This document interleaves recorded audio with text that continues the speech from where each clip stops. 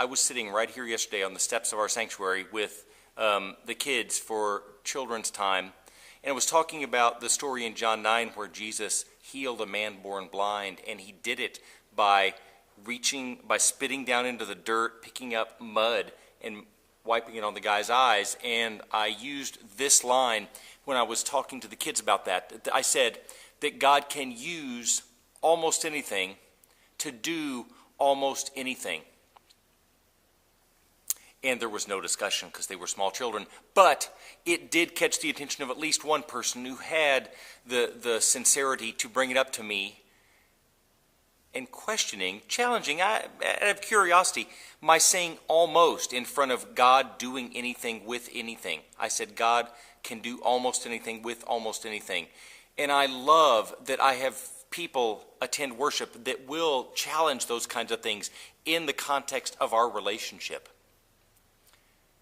But I'll clarify, and I had thought through my saying to children that God can do almost anything with almost anything, not because I believe God can't do anything or use anything, but because I was speaking to children on this, and because children are so concrete and specific and clear in their understandings.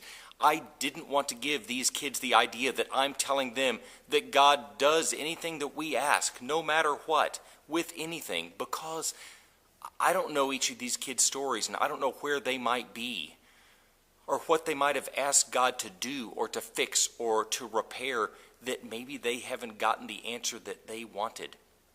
So yes, there's lots of discussions. We could have great...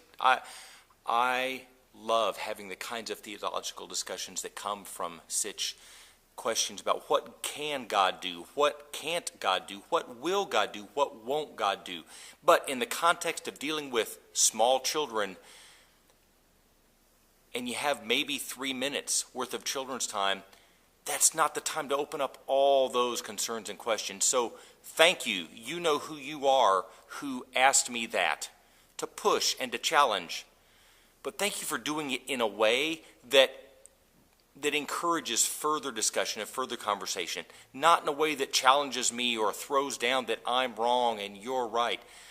I love it when we as Christian brothers and sisters can have these kinds of discussions and interactions and push and stretch each other about what we really mean and what we really think and what we really believe, because I think God values our relationships when we value our relationships this way, where we can ask questions and challenge one another.